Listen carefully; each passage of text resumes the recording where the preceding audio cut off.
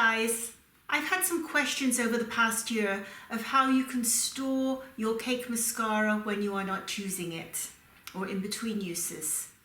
So I'm just going to give you some tips on what I do. So first of all, I put my Cake Mascara as soon as I get them into this magnetic compact, which we do sell, and this is magnetic, so these tin pans just click right in, and I'm onto 3 cakes at the moment. This is 2 black and 1 brown. Now this isn't closed entirely, but this can be solved by just putting an elastic band around. Now this works for my home. If I'm traveling, I still travel with it with the tin lid on top.